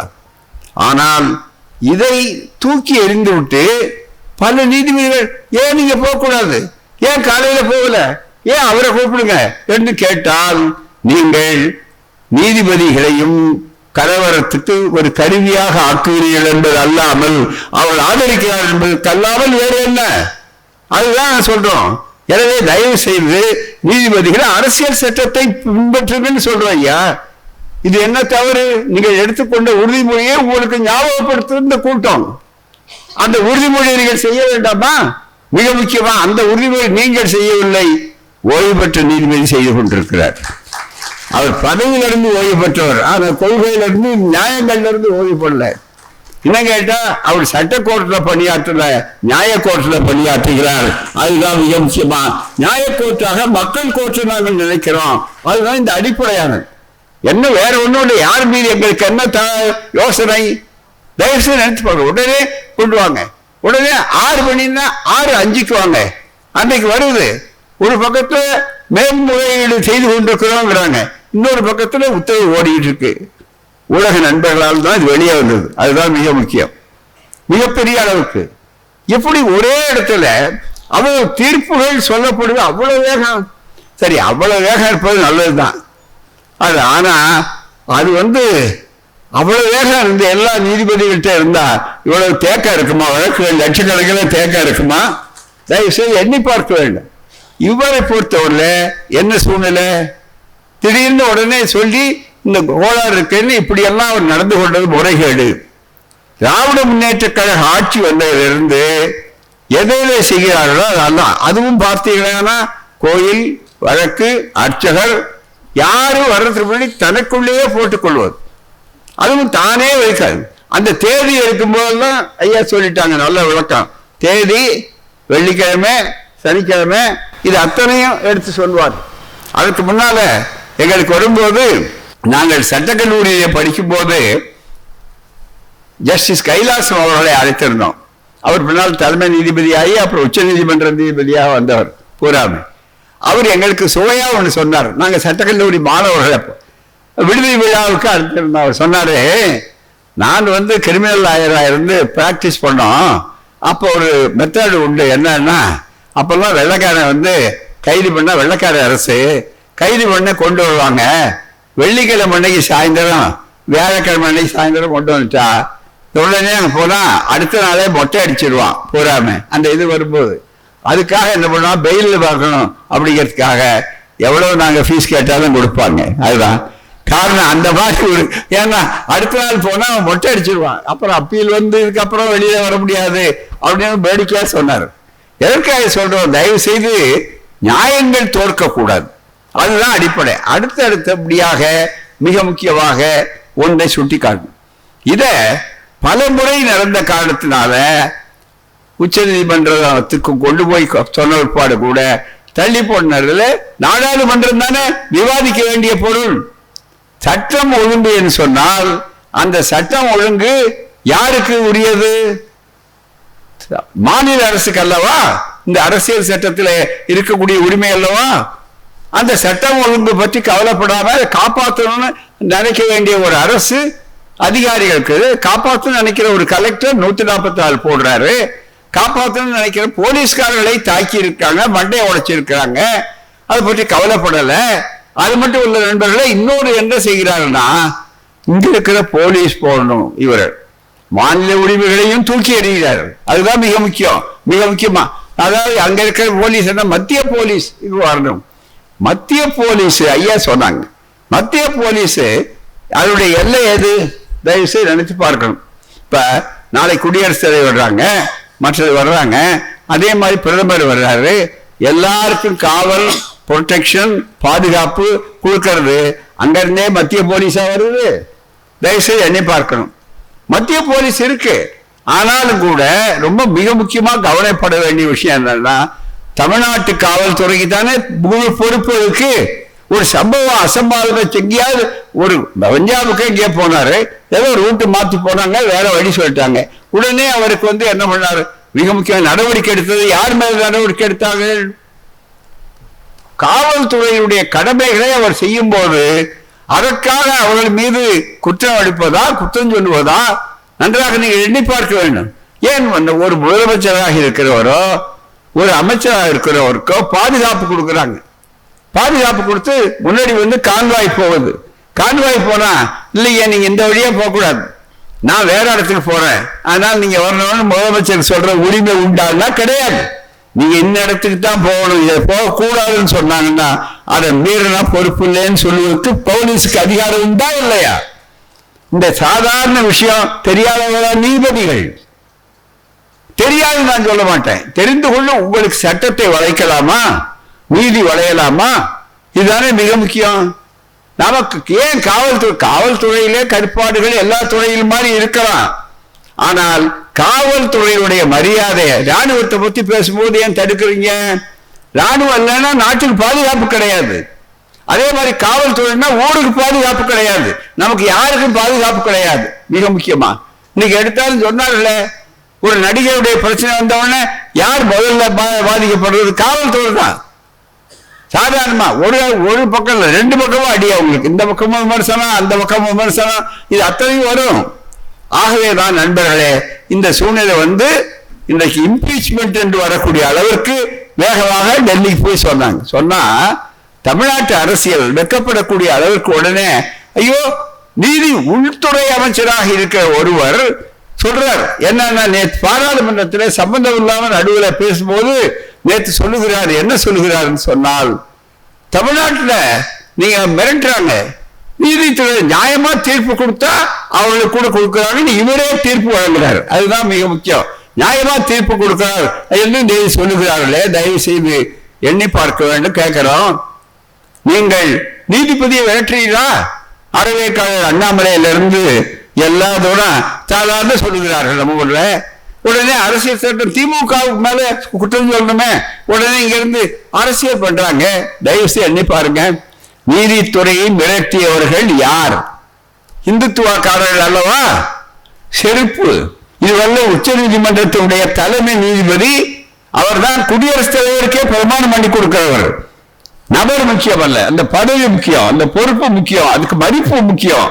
அப்படி வருகிற நேரத்தில் அவர் உட்கார்ந்து கொண்டு செருப்பு தூக்கி காட்டி அவர் மேல போடுறான். கூடவன் நான் தான் செய்தேன்னு திமுறா சொல்றான், அதுக்கு வருத்தம் தெரிவிக்க மாட்டேன்னு சொல்றார். அவருக்குடைய கண்ணியம். ஆனா யாருக்கு கண்ணியம் காட்டுறதுங்கிறதுக்கு தெளிவுபடுத்தணும். அவர் நடவடிக்கை எடுக்க வேண்டாம்னு சொன்னாலும் நீங்க விட்டுருவீங்களா? அவர் சொல்லிட்டாரு, இதான் சாக்கு. உள்துறை யாருடைய பொறுப்பு? உள்துறை அமைச்சருடைய பொறுப்பு, டெல்லி. அவர் சொல்லி இல்ல, அவர் சொல்லிட்டாரு, ஒரு கொலை நடக்குது, அந்த கொலையில வந்த உடனே என்ன குத்துறதுக்கு வர்றான், அல்லது என்ன அடிக்கிறான், அல்லது நான் அடிச்சு விட்டான், உடனே நான் பார்த்து நான் ரொம்ப ஏசுபடான் புத்த வழியில வந்தவன் நான், ஆகவே காந்தி வழியில அவரை விட்டுருங்க, நீங்க வழக்கு போட வேண்டாம்னா கொலை பண்ணவனுக்கு மேல வழக்கு போடாம விட்டுருவோம் அப்படின்னு காவல்துறை செய்யுமா? ஏன் அதில் காங்கிரஸ் அஃபென்ஸ், நான் காங்கிரஸபிள் அஃபென்ஸ் என்று ஏன் கொண்டு வந்திருக்கிறார்கள்? தயவு செய்து நினைத்து பார்க்க வேண்டும். எனவே நீதித்துறையை மிரட்டியவர்கள் இவர்கள் யார்? இவர்கள் தான் போதிக்கிறார்கள். இப்ப நீதித்துறையை மிரட்டியவர்கள் மிக முக்கியம். அதிமுக பேசுகிறார்களே, அந்த அம்மாவை வந்து சட்டசபையில சொன்னாங்க, யாரு? ஜெயலலிதா அவர்கள். சிபிஐ வானத்திலிருந்து குதிச்சுதான்னு கேட்டாங்க. கேட்டாங்களா இல்லையா? வானத்திலிருந்து குதிச்சுதான்னு கேட்டாங்க. அப்ப கூட நாம் சொன்னோம், யாரும் வானத்திலிருந்து குதிக்கிறது இல்லை. வானத்திலிருந்து குதிக்கிறது வந்து மழை மட்டும்தானே தவிர வரல, அதுபோல வானத்திலிருந்து வரல, மிகப்பெரிய அளவிற்கு. ஆகவே அப்படியெல்லாம் சொன்னால் இன்றைக்கு அங்க போயிருக்கிறார்கள்னா இந்த வழக்குல உடனே இதுக்காக தயவு செய்து அவளுக்கு அறிவு நாணய வேண்டும், அதை கண்டிக்கணும். செய்திகள் சொல்றோம், ஒரு ஆதாரத்தோட உங்களுக்கு ஒரு செய்கிறோம். நேற்று ஒரு செய்திகளை எடுத்து சொல்லியிருக்காங்க. இந்த வழக்கு இருக்கிறத நாடாளுமன்ற உறுப்பினர்கள் போய் 107 பேர் கொடுத்திருக்கிறாங்க என்று சொன்னால், இந்த வழக்கு அந்த மீது அவதூறு வெறும் திருப்பனந்தாளுக்காக, சாரி திருப்பரங்குன்றத்துக்காக அல்ல, அதுக்கு முன்னால ஆகஸ்ட் 11 அதிலேயே குடியரசுத் தலைவருக்கு கடிதம் எழுதி இருக்கிறார்கள், மற்றது எழுதியிருக்கிறார்கள் என்பதை நாடாளுமன்றத்தில் இந்தியா கூட்டணி தோழர்கள் தெளிவாக எடுத்து சொல்லியிருக்கிறார். இப்ப கொடுத்தது போல இன்றைக்கு இது ஆதாரத்தோடு சொல்கிறேன். இது இன்றைய இந்து பத்திரிகை. இந்த இந்து பத்திரிகையில இன்னைக்கு வந்திருக்கு, India bloc had complained against Tamil Nadu judge Swaminathan. உள்ள போட்டிருக்காங்க, தமிழ்நாடு ஜட்ஜ் இன் ஆகஸ்ட். தொடர்ச்சியா அடுத்து உங்களுக்கு வரிசையா காட்டுறேன். 21, 22, 23, 24, 25 அத்தனைக்கும் சொல்ல வேண்டாமா? இம்பீச்மெண்ட் மேல பதில் சொல்ல வேண்டாமா? ஒரு குறிப்பிட்ட நீதிபதி குறிப்பிட்ட ஆணவத்தோடு தன்னுடைய இஷ்டத்துக்கு தான் எடுத்த மூப்பாக நடந்து கொண்டிருக்க வேண்டும் என்று சொல்லி தன்னுடைய RSS தன்னுடைய மதவெறித்தனத்தை பச்சையாக காட்டியிருக்கிறார் என்பதற்கு தோற்றியிருக்கிறார். என்ன இருக்கிற நண்பர்களே, RSS இப்ப இந்த வழக்கா இல்ல, இந்த வழக்காக மிரட்டுகிறார்கள் சொல்லுங்கள. மிரட்டியவன் செருப்பு தூக்கி காட்டினவனா அல்லது முறைப்படி இம்பீச்மெண்ட் கொண்டு வருவாரா? யார் மிரட்டுறது? தயவுசெய்து எண்ணி பார்க்க வேண்டும். அதற்கு அடுத்தபடியாக இங்கே இருக்கிற செய்தியை பாருங்க. 4 months before Tirupparankunram row, India bloc MPs wrote separately to the President Draupadi Murmu, and then the Chief Justice CJI B.R. Gavai at the conduct of a Madras High Court judge, Justice G.R. Saminathan, accusing him of favoring advocates. என்ன குற்றச்சாட்டு? முதல்ல இந்த வழக்கு இந்த மட்டும் சொல்லல, திருப்பரங்குன்றதுக்காக மட்டுமே அவர்களுக்காக இம்பீச்மெண்ட் அல்ல, இதுக்காக அல்ல. தயவு செய்து நீங்கள் புரிந்து கொள்ள வேண்டும், அந்த அரங்கம் தெரிந்து கொள்ள வேண்டும். பதில் சொல்லட்டும் அவர் முடிஞ்ச உடனே. முதல் குற்றச்சாட்டு அவர் மேல என்ன தெரியுங்களா? நீங்க கூட பிராமின் பேசலாமான்னு என்ன நினைக்கலாம். நீங்க பிராமினுங்க இருக்காரு, முதல்ல இருந்து அவர் முறை தவறி இருக்கார், சட்டம் தவறி இருக்கார். பியர் ஆர் ஃபேவர், அப்படின்னு சொல்லக்கூடிய அந்த வாசகம், அதுதான் முதல்ல படிச்சு காட்டினேன். இதை செய்திருக்கிறார். இங்க பாருங்க, ஃபர்ஸ்ட் குற்றச்சாட்டு என்ன சொல்றாங்க? மிக முக்கியமா தி ஐடென்டிஃபை, இந்து பத்திரிகை சொல்றாங்க, சுருக்கி போட்டிருக்காங்க அதை போறாமே. And accusing him of favouring advocates from Brahmin community. வக்கீல் யாரு அவாள்னு பார்த்த உடனே எப்படி என்ன எக்ஸ்ரே கண்ணா ஸ்கேனா உள்ள போகணும், நூல் இருக்கா இல்லையான்னு பார்க்கறதுக்கு மிக முக்கியமா எண்ணி பார்க்க வேண்டாமா? உடனே எங்க பார்த்து கொண்டு தெளிவாக from Brahmin community and those associated, கவனிங்க, and those associated with right wing ideologies. இடதுசாரி இல்ல, வலதுசாரி, அதாவது பிஜேபி RSS அவருடைய இதை வெளிப்படையாக காட்டிய உடனே where the identical letters were dated August 11, 4 months before the opposition sought a motion in the parliament to remove Justice Swaminathan, a judge of the Madras High Court bench High Court. இப்ப இது மட்டுமல்ல, பல தீர்ப்புகள் அடுத்து உங்களுக்கு சொல்றேன். மிக முக்கியமாக proved misbehavior. These letters justice, கான்ஸ்டிடியூஷன்ல ஜஸ்டிஸ் யாரா இருந்தாலும் நீதிபதி மேல எப்ப நடவடிக்கை எடுக்கலாம்? இந்த ரெண்டு வாசகம், இதுதான் மிக முக்கியம். proved misbehavior and gross misconduct. இந்த ரெண்டுக்கும் என்ன அடிப்படை அப்படிங்கிறத வைத்துக்கொண்டு இங்க தெளிவாக எடுத்து சொல்லி இருக்கிறார்கள். அதுதான் justice Saminathan is perceived to have consistently prioritized listings and time slots for group of advocates. இங்க வாங்கினாங்கன்னா அவர் மேல நடவடிக்கை எடுக்கணும், அவர் இஷ்டத்துக்கு போறா இன்னொருத்தர அப்படின்னு சொல்லி வாஞ்சை சில பேரிடம், வாஞ்சிநாதங்கள் மேல வருத்தம், கோபம், நடவடிக்கை சில பேரிடம். என்ன அதுக்கு அடிப்படை என்னன்னா சட்டமா அல்லது வேற காரணமா அல்ல. இங்க தெளிவா சொல்ற prioritize listings and time slots for a specific group of advocates.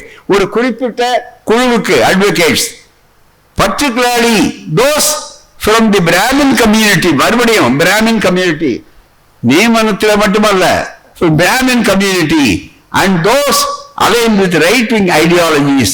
The letters என்று சொல்லக்கூடிய அளவிற்கு the MP said the pattern of judges conduct showed a caste based preference contributing to a perception of exclusivity and caste alignment in judicial functioning. இதுல எல்லாமே அடங்கி போச்சு. ஐயா சொன்னது போனது வந்ததெல்லாம் இதுதான் நீங்க புரிந்து கொள்ளணும். அதுக்கு அடுத்தது இப்படி சொல்றது ஏதோ அவர் மேல கோபம் அல்லது வருத்தம் அல்லது பிராமினங்கிறதால வெறுப்புன்றது அல்ல. அவன் நடந்துகிட்ட முறை எப்படிங்கிறதுக்கு உதாரணம் தெளிவா ஆதாரத்தோட இப்ப சொல்ற நேரம் மிகப்பெரிய அளவில் இருந்தாலும் இந்த செய்திகளை நீங்கள் தயவு செய்து எண்ணி பாருங்க. இது 21 தனியா ஃபைலே வச்சிருக்கோம். எங்களை கூப்பிடணும் கோர்ட்டுக்கு, என் மேல நடவடிக்கை எடுக்க, அதுதான் மிக முக்கியம். ஏன்னா இந்த அரங்கத்தை விட அது நல்ல பொதுவாக அரங்க. எல்லா இடத்துலையும் இந்த எங்கேயாவது நான் பேசுறத போட மாட்டாங்க, போட்டா அவங்களுக்கு பயம். மீடியாவுக்கே கூட நமக்கு நோட்டீஸ் வரப்போகுதுன்னு வந்துக்கிட்டு எடுப்பாங்க, வச்சுக்குவாங்க, அவ்வளவுதான்.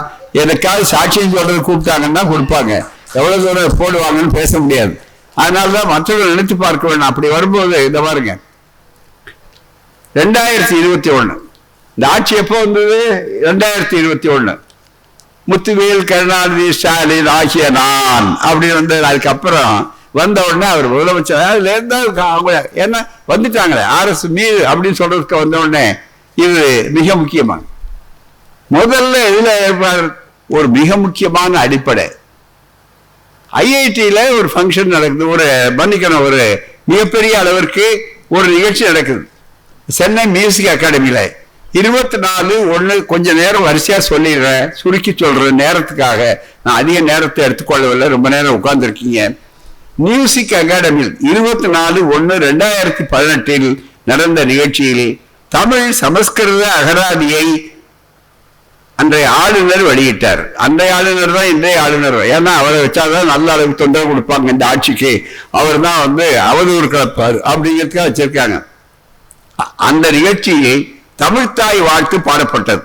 அப்போது அந்த நிகழ்ச்சியில் காஞ்சி சங்கராச்சாரியார் விஜயேந்திரர், ஜெயிலுக்கும் வெயிலுக்கும் அலைந்தவர் தான் அவர், வேற ஒண்ணுமே இல்லை. அவ்வளவு பெருமை உள்ளவர் அவர். பூராமே அவர் அதுக்கு முன்னாடி இருந்தவர் இல்லை, பூரா மிக முக்கியமாக கலந்து கொண்டார். தமிழ்த்தாய் வாழ்த்தின் போது ஆளுநர் உள்பட அவையினர் அனைவரும் எழுந்து ஆளுநரும் எந்திரிச்சு நின்றிருக்கார். விஜயேந்திரர் மட்டும் எழாமலே கண்ணை மூடிக்கொண்டு மேடையில் அமர்ந்திருந்தார். நாட்டு பண்பாடும் போது மட்டும் எழுந்து நின்றார். அதுதான் தேசிய கீதம். இது பற்றி அப்போதே பலத்த கண்டனங்கள் பரவலாக இருந்தது. ஆனால் அதற்கு அவர் தரப்பட்ட விளக்கம், அவர் தியானத்தில் தான் வாழ்த்து பாடும்போது தமிழ் வாழ்த்து போது மட்டும் அப்ப மட்டும் தமிழ் வாழ்த்துல மட்டும் தியானத்தில் இருந்தார். அதுதான் மிக முக்கியம். பிறகு மௌனத்திலிருந்து மீண்டதனால் தேசிய கீதம் இசைக்கப்பட்ட போது எழுந்தார். இந்த விளக்கம் யார் கொடுத்தது? ஜி.ஆர். சாமிநாதன் தீர்ப்பு. இதுதான் தேதி மிக முக்கியமா உங்களுக்கு எடுத்து சொல்லிக்கிறோம். இதை பற்றி நாங்கள் தெளிவாக 21 அப்பவே கண்டிச்சு எழுதியிருக்கிறோம். மிக முக்கியமானது. அவரே என்ன சொல்றாரு? எந்திரிச்சு நிக்கலன்னா பெரிய விஷயம் இல்லை, இறை வணக்கம் கடவுள் வாழ்த்து பாடும்போது எழுந்திரிச்சு இருக்கிறான்ல அப்படின்றார். பக்தர்கள் கூட ஏற்றுக்கொள்ள மாட்டாத விளக்கம். தந்தை பெரியார் 95 வயதுல கூட கடவுள் வாழ்த்து, கடவுளை மறுக்கிறவர். ஆனா கடவுள் வாழ்த்துன்னு சொல்லிட்டா பிடிச்சுக்கிட்டாலும் எழுந்திருப்பார். ஏன்னா அது அவை நாகரிகம், அதுதான் மிக முக்கியம். மனித பண்பாடு அந்த அளவிற்கு வரும்போது சொல்லுகிறார், ஏற்க மாட்டார்கள். அதுக்கு உடனே இதற்கு சட்டத்தின் முன்னால் அனைவரும் சொல்லும்போது ஆன்மீகவாதிகள் பிரார்த்தனையின் போது இவரே இந்த வழக்கை விசாரிக்க போட்டுக்கொண்டு இதை சொன்னார். இப்படி விஜயேந்திரரை சங்கராச்சாரியாரை காப்பாற்ற வேண்டும். ஆன்மீகவாதிகள் பிரார்த்தனையின் போது தியான நிலையில் அமர்ந்திருப்பார்கள் எனவே என்று சொல்லி அந்த வழக்கை தீர்ப்பு இவர் மிக முக்கியமாக நடந்து கொண்டார். இது 21 அரசாங்கம் போட்ட வழக்கு. உடனே அதுக்காக தான் மீண்டும் அதுக்கு ஒரு ஜீவோவை போட்டு நடத்துறாங்க. இப்ப எந்திரிச்சு இருக்கிறது கட்டாயம் என்று சொல்லி. அடுத்த நண்பர்களே, மிக முக்கியமாக 30/8/2022 இது 21, இது 2021 மிக முக்கியமா சென்னை உயர்நீதிமன்ற மதுரைக்கிளையில் பிள்ளையார் சதுர்த்தி சம்பந்தமான ஒரு வழக்கு. அந்த வழக்கு பூரா எல்லாவற்றையுமே ஜி.ஆர். சாமிநாதனே விசாரிக்கணும், இவரே போட்டுக்க சொல்றாரு, ஏற்பாடுகள் பண்றாரு. தலைமை நீதிபதிக்கு தெரியுமான்னா தெரியாது. மிக முக்கியமா சுருக்கி சொல்றேன், ஆதாரம் இருக்கு. மிக முக்கியமாக உடனே நாங்க விடுதலையில எழுதினோம். உடனே இவர்கிட்ட எப்படி அனுப்புறது, இது என்ன நியாயம் அப்படின்னு கேட்ட உடனே தான் பிறகு நியாயமா அன்றைக்கு அதுக்குன்னு ஒரு போர்ட்போலியோ ஜட்ஜுன்னு இருப்பாங்க. இந்த மாவட்டம் இந்த வழக்கு வந்தா இன்னாரு அதை செய்யணும்னு. இவருக்கு அது கிடையாது வரை எல்லா வழக்கையும் இவருக்கே போடணும் அப்படின்னு நானே விசாரிக்கணும். பிள்ளையார் கலவரம் பூரா 10 வழக்கு இருக்கு, அது அரசாங்கம் போட்டிருக்கிறாங்க. இந்த அரசாங்கத்துக்கு எதிராக தீர்ப்பு கொடுக்கணும் அப்படிங்கிறதுக்காக இதை எடுத்து சொன்ன உடனே மிக முக்கியமா அந்த உடனே அன்னைக்கு அறிக்கை, இதெல்லாம் இவருடைய அறிக்கையில இருந்து சொல்றேன். விடுதலையுடைய அறிக்கை தொடர்ந்து இருக்கு. தைரியமா தான் எங்களுக்கு இதை விட வேற என்ன வேலை? மிக முக்கியம் எண்ணி பார்க்க வேண்டாமா? பிள்ளையார் ஊர்வலமா, அரசியல் ஆயுதமா, மத சம்பந்தப்பட்ட வழக்கையெல்லாம் RSS உணர்வு உள்ள ஒரு நீதிபதியிடமே அனுப்புவானேன் அப்படின்னு கேட்டு அது வந்த பிற்பாடு என்ன ஆச்சுன்னு சொன்னா விடுதலையுடைய அறிக்கை கடுமையா சொன்ன வந்த உடனே அதுக்கு அப்புறம் விழிச்சுக்கிட்டு உயர் நீதிமன்றம். அப்புறம் அடுத்த நாளே திருப்பி அந்த இவர்கிட்ட போடல, அதுக்கு மேல சிவஞானம்னு நீதிபதி யார் அதுக்கு உரியவரோ அவரிடத்துல போட்டாங்கன்னா விடுதலை பெற்ற வெற்றி. அது மிக முக்கியமா நாங்க எடுத்துக்கிற பலத்திற்கு தோற்க மாட்டோம். காரணம் மக்கள் மன்றத்துக்கு முன்னாலே நியாயங்கள் கேட்கிறாங்க. நாங்க முறை தவறி போவதில்லை. இது 22. அடுத்தது தமிழ்நாடு அரசு உரிய வகையில் செயல்பட்டோம். நீதிமன்றத்தில் இன்னொரு பக்கத்தில் அனைத்து சாதியினரும் அர்ச்சகராக வேண்டும் என்ற வழக்கு. அதுல இந்த வழக்கு போது என்ன என்று சொன்னால் உங்களுக்கு சொல்றேன். மிகப்பெரிய அளவு திருச்சி குமார வயலூர் கோயிலில் நியமிக்கப்பட்ட அர்ச்சகர் நியமன ஆணையை சென்னை உயர்நீதிமன்ற கிளை ரத்து செய்துள்ளது. எப்படி நீங்க ரத்து செய்வீங்க? உச்ச நீதிமன்றம் உள்பட அது நீதிபதி துறை. இவர் உச்ச நீதிமன்றத்துக்கு மேற்பட்டவரா கீழ்பட்டவரா? உச்ச நீதிமன்றத்துடைய தீர்ப்பை தானே நீங்கள் பின்பற்ற வேண்டும். அதுதானே சென்னை உயர் நீதிமன்றத்தினுடைய நடைமுறை. மத பிரச்சனை என்று வந்தால் நாங்கள் எடுத்துக்கொள்வோம், உடனே அதை செய்வோம் என்பதற்கு அந்த பணியாற்றிய அந்த அர்ச்சக பார்ப்போர் மனுவின் மீதுதான் நீதிபதி GR சாமிநாதன் உத்தரவு பிறப்பித்துள்ளார். இதை பற்றி விளக்கமாக எழுதியிருக்கிறோம். இந்த மிகப்பெரிய அளவிற்கு அதுக்கு உடனே எல்லாவற்றுக்கும் நாங்கள் எடுத்துக்கொள்வோம் என்று மிகப்பெரிய அளவுக்கு. அது மட்டுமல்ல, இந்த வழக்கு குறிப்பிட்ட ஒருவற்றையே போடுவது, இதெல்லாம் சம்பந்தம் இல்லாம அந்த வழக்கில் அவருக்கு எவ்வளவு எரிச்சல்னா பகுத்தறிவாளர்களை கிண்டல் அடிப்பது. சம்பந்தமே இல்லை, வழக்குக்கு சம்பந்தம் இல்லாத விஷயம் பகுத்தறிவாளர்.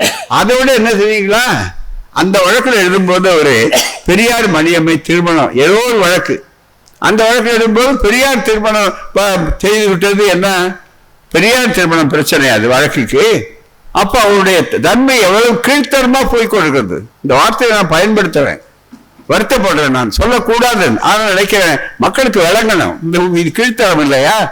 ஒரு பெரிய தலைவர், இன்னும் கேட்டா உங்களோட RSS காலத்தில் தான் அவருக்கு நூற்றாண்டு அஞ்சல் தலை வெளியிட்டு கௌரவப்படுத்தினார்.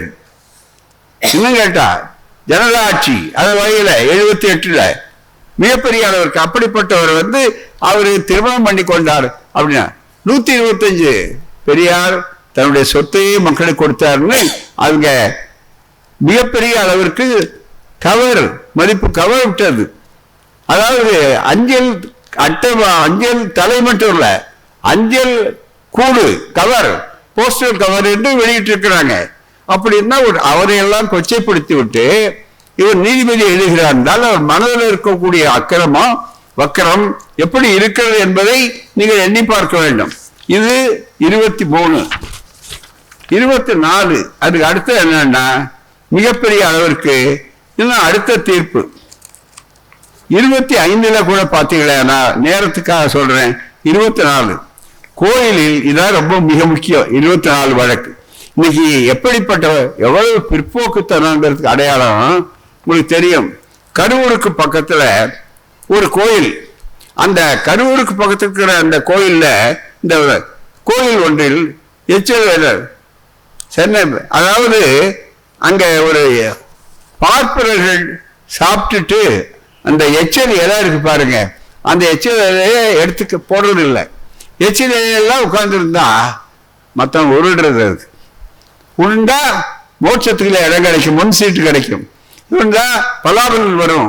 இப்படி எல்லாம் அவருக்கு சொல்லி வைத்த உடனே இதை ஒரு சடங்காக நடத்துகிறார். இதை விட காட்டு மிராண்டித்தனம் உண்டா? இதை மக்கள் மத்தியிலே எடுத்து சொல்லி விடாம பிரச்சாரம் செய்தவுடைய விளைவு மிக முக்கியமாக இங்கே தெளிவாக 2015 நிறுத்தப்பட்டது. அந்த நிறுத்தப்பட்டது ஏன் நிறுத்தப்பட்டது? அதுக்கப்புறம் திடீர்னு இவர்கிட்ட வழக்கு போடுறாங்க, கொண்டு வர சொல்லிட்டு அந்த வழக்கில் இவர் தீர்ப்பு பண்ணணும்னு நினைச்சு தீர்ப்பு எழுதுறாரு. அத இன்னும் கேட்டா ஏற்கனவே அந்த வழக்கில் பானுமதி, ஜஸ்டிஸ் பானுமதி அவர்கள் மற்றவர்கள் வழக்கு குழு தீர்ப்பு வழங்கி இருக்கிறாங்க செய்யக்கூடாதுன்னு. ஆனா அதுக்கு சொல்றாரு, என்ன சொல்றாருன்னா மிக முக்கியமா ஒரு சித்த புருஷர் சமாதி, நெரூர் சதாசிவ பிரமேந்திரன் சமாதி ஆண்டு முழுவதும் பக்தர்களால் நிரம்பி வழிகிறது. அவர் ஒரு சித்த புருஷர். ஜீவ சமாதி தினத்தன்று பக்தர்கள், பிராமண பக்தர்கள், அதுதான் யார் மற்றவர்களுக்கு அனுமதி கிடையாது, பார்ப்பனர்கள் மட்டும்தான் உணவு உண்ட வாழை இலைகளில் அங்க பிரதட்சணம் செய்யும் பாரம்பரிய வழக்கம் இருந்தது. இது பாரம்பரிய வழக்கம், இது ஆன்மீக பலனை தரும் என்பது பக்தர்களின் நம்பிக்கை. மகாபாரதத்திலும் எச்சில் இலை உருளும் அங்க பிரதட்சணை உண்டாம். மகாபாரதத்தில் கூட சாப்பிட்ட இலையில் அங்கப்பல் செய்வது ஆன்மீக பலனாக கருதப்பட்டது. இத கிராமங்களில் மத நிகழ்வு அதிகாரிகள் அனுமதி தேவையில்லை. எப்படி இருக்கு? கிராமங்களில் மத நிகழ்வுகள் நடத்த அதிகாரிகளின் அனுமதி தேவையில்லை. இன்னைக்கு கிராமத்தில் தான் ஜாதி கலவரம், இந்த ஜாதிக்கு அந்த ஜாதி கலவரம், திருவிழாவின் போதுதான் கலவரம், இது அத்தனையும் சொல்றாரு. போலீஸ் நடத்த அதிகாரம் இல்லை. அப்ப என்ன? சப்ஜெக்ட் டு பப்ளிக் ஆர்டர் என்னாச்சு? அரசியல் சட்டத்துடைய விதி என்னாச்சு? மிக முக்கியமாக தேவையில்லை. ஒலிபெருக்கிகள் பயன்படுத்த மட்டுமே அனுமதிக்க வேண்டும். என்னையா அர்த்தம்? நீங்க நினைச்சு பார்க்கணும். நாங்க எல்லாருமே ஒலிபெருக்கியை பயன்படுத்த மட்டும்தான் என்று சொல்லி இந்த உள்ள நுழைகிறார். அதிகாரிகள் அனுமதி வழங்க கேள்வி இல்லை, எழவில்லை. விருந்தினர்கள் உணவு உண்ட பின் வாழை இலையில் அங்க பிரதட்சணம் செய்யும் அடிப்படை உரிமை. இது அடிப்படை உரிமையா? மிக முக்கியமா அடிப்படை உரிமையை மனுதாரர் நன்றாக பயன்படுத்த முடியும். இதில் அதிகாரிகள் தலையிட முடியாது. 25, 26 படி இது சரியா? தயவுசெய்து நினைத்து பார்க்க வேண்டும். இது அத்தனை ஆக தடுக்க முடியாது என்றெல்லாம் சொல்லி இப்படி ஒரு ஆத்திரை கொடுத்தா உடனே அதுக்கு எடுத்து மிகப்பெரிய அளவிற்கு வழக்கு போட்டார். வாஞ்சிநாதன் மற்றவர்கள் வழக்கு போட்ட உடனே அவர் மேல் அந்த எரிச்சல், கோபம் மிகப்பெரிய அளவிற்கு. இதற்கு பிறகுதான் நண்பர்களே இந்த முறை இங்கே மிகப்பெரிய அளவிற்கு வந்த உடனே தெளிவாக இந்த தீர்ப்பு விரோதமாக இந்த வழக்கில் அவருக்கு விரோதமாச்சு. இன்னைக்கு நிறுத்தப்பட்டிருக்கிறது. ஏற்கனவே உச்ச நீதிமன்றத்திலே போயிருக்கக்கூடிய அளவிற்கு வந்த சூழ்நிலைகளை எல்லாம் மாற்றி இது 2024, அடுத்தது 25. இப்போ வாங்க, அந்த 25ல தமிழ்நாடு அரசுக்கு சங்கடத்தை உருவாக்குவதற்காக மிகப்பெரிய அளவிற்கு துணைவேந்தர்கள் நியமனம். இந்த துணைவேந்தர்கள் நியமனம் அதனுடைய விளைவு தானே. இவருடைய என்ன விளைவு? 10, 11 பல்கலைக்கழகங்கள் துணைவேந்தர்களே இல்லாமல் போது யார் காரணம்? வெறும் RN ரவி மட்டும் காரணம் அல்ல, ஆளுநர் மட்டும் காரணம் அல்ல நண்பர்களே. முழுக்க இந்த தீர்ப்பு அடிப்படையிலையும் செய்ய முடியாமல் இருக்கிறது. எத்தனை பல்கலைக்கழகங்கள் நடக்கல? எவ்வளவு பெரிய மோசமான ஒரு சூழ்நிலை. இதற்கு மத கலவரத்தை அடிப்படையாக வைத்துக் கொண்டு, மத உணர்வுகளை அடிப்படையாக வைத்துக் கொண்டு நீங்கள் நடந்தால் அரசியல் சட்டத்தையே, ஒரு அரசாங்கத்தையே பேரலைஸ் பண்றது. மிகப்பெரிய அளவுக்கு கலெக்டரை கூப்பிடுங்க, இவரை கூப்பிடுங்க, ஹோம் செக்ரட்டரியை கூப்பிடுங்க. என்ன அர்த்தம்? நீங்க தயவுசெய்து எண்ணி பார்க்க வேண்டாமா? அது மட்டும் அல்ல, மிகப்பெரிய அளவிற்கு இந்த வாய்ப்புகளை கேட்டு அன்றைக்கு 22/5 அதுல மிக முக்கியமா அதற்கு அடுத்து நம்மளுடைய 30/7/25 20 இந்த ஆண்டு 5ஆம் தேதி 5வது மாதம் 1, 7வது மாதம் 1 மிகப்பெரிய அளவிற்கு என்னன்னா அங்கேருந்து வர்றாங்க. என்ன சொல்றாரு? அதுதான் ஐயா சொன்னார். மிக முக்கியம். GR சாமிநாதன் யார் குற்றவாளியை காப்பாற்றவாளி தான். வேதம் சொல்லும் வழியா? வேதம் படித்தால் வேதம் நம்மை காக்கும். இதுதான் மிக முக்கியம். வேதம் படித்தால் வேதம் நம்மை காக்கும். சென்னையில் இருக்கும் ஒரு ட்ரஸ்ட், அதுல வேதிக் லேண்டான்னு சொல்லக்கூடிய அதுல அவர் சொல்றாரு, நாம் வேதத்தை காப்பாற்றினால் வேதம் நம்மை காப்பாற்றும். அதுதான் மிக முக்கியம். வேதம் நம்மை காப்பாற்றும். இப்படி எல்லாம் சொல்லி கொண்டு போது அரசியல் சட்டம் மனு தர்மத்தை தான் சொல்றாரு. மிகப்பெரிய அளவிற்கு இன்னும் எண்ணி பார்க்க வேண்டும். ஒரு சம்பவம் இன்னொன்று உங்களுக்கு தெரியும். ஒரு கூட்டம் நடக்குது, RSS காரர்கள் எல்லாம் நடந்துகிட்டு இருக்காங்க, சென்னையில் நடக்குது. அது பத்திரிகையில அத்தனையும் வந்திருக்குது. அப்ப இவர் பேச கூப்பிடுறாங்க. எதிர போய் உட்கார்ந்து இருக்காரு. உடனே அவரை பேச கூப்பிடுறாங்க. நீதிபதி, சிட்டிங் ஜட்ஜி போய் அங்க பேசுறாரு. எனக்கு இந்த நீதிபதி, இந்த சனாதனங்கள்லாம் ரொம்ப முக்கியம். அண்மையில பாருங்க, நீதி ரொம்ப எப்படி நடக்கும், எவ்வளவு பண்ணாலும் அந்த சனாதனம், அந்த நெறிகள் அப்படியே நடக்குங்கிறதுக்கு உதாரணம் வேற ஒண்ணுமே இல்லை. இந்த உதாரணம் சொல்லும்போது சொல்றாரு, ஒரு அம்மா கஸ்தூரின்னு ஒரு அம்மா. அந்த அம்மா முதல்ல நடிகை. அந்த அவர்கள் இங்க அதிமுகவில் இருந்துட்டு இங்க பிராமணர்கள் சங்கம்னு ஒன்று போட்டு ஏற்பாடு பண்ணி அதுல ஆந்திராவர்களை பத்தி பேசுறதுக்காக அந்த அம்மாவுடைய வாதங்களை எடுத்து தண்டிச்சு உள்ள போயிட்டாங்க. ஒரு நாள் 2 நாள் தான் போயிருப்பாங்க. அதை சொல்றாரு. அந்த அம்மா போறாங்க. ஆனா அவள் பெயில் கேட்டாங்க, ஜாமீன் கேட்டாங்க. ஆனா அவங்க விடலைன்னா ரொம்ப பச்சாவத்தோட என்ன பண்ணாங்க, அந்த அம்மா என் மனைவி அதை பார்த்துட்டு அதை விசாரிக்க நீதிபதி இவரு கூட இல்லை, வீட்டுக்காரர்கிட்டயாவது சொல்லலாம். அது மாதிரி இல்லை, வேற ஒரு நீதிபதி விசாரிக்கிற நீதிபதியிடம் உடனே இந்த அம்மா சொன்னாங்க, நீங்க எப்படியாவது அவளை வெளியே விட்டுருங்க, அவளுக்கு ஜாமீன் கொடுங்க அப்படின்னு. உடனே அதை கேட்டுட்டு உடனே எங்க வீட்டு அம்மா சொன்னது கேட்ட இந்த நீதிபதி நான் சொன்னதுக்காக உடனே விட்டார். நியாயம் தானா? கேட்டுக்கொண்டுங்களா? எல்லாரும் இதை விட மோசமா வந்திருக்கிறவங்கலாம் ரொம்ப வயசாயிடுச்சுங்க அப்படின்னு சொன்னவங்க சொல்லுவார்களா? இல்லை வேற வீட்டு பெண்கள் இல்லை சொல்லுவார்களா? சொன்னதெல்லாம் நியாயம்னு சொல்றாங்க. வெளிப்படையா சொல்லி பத்திரிகை வந்திருக்கீங்க. வழக்கு பதிவு பண்ணி பேச்சு, அவருடைய பேச்சு இது எடுத்துக்கொண்ட உறுதிமொழிக்கு நியாயமாக தயவு செய்து எண்ணி பார்க்க வேண்டும். ஆகவே நடைமுறைகளை பார்க்கும்போது நிறைய அடுத்தது இப்ப திருப்பரங்குன்றம் வரிசையா அந்த திருப்பரங்குன்றத்துல இவ்வளவு சங்கடங்களை ஏற்படும் போது இது முழுக்க முழுக்க அவருடைய எண்ணங்கள் எப்படி இருக்கின்றன என்று பார்க்க வேண்டும். எனவேதான் பயிர்கள் பாதுகாக்கப்படுகிற முறையிலேயே களைகள் நீக்கப்பட வேண்டும். அதுதான் மிக முக்கியம். நீதித்துறையிலே களைகளும் தவிர்ப்பட வேண்டும். அரசியல் சட்டத்தை பின்பற்றாதவர்களுக்கு அவள் கடமையாற்றுவதற்கு என்ன தகுதி இருக்கிறது? மதச்சார்பற்ற ஒரு அரசு மதக்கலவரங்களை உருவாக்கக்கூடிய அளவிற்கு யார் பாதுகாக்க வேண்டுமோ அந்த வேலையை பயிரை மேயலாமா மிகப்பெரிய அளவிற்கு?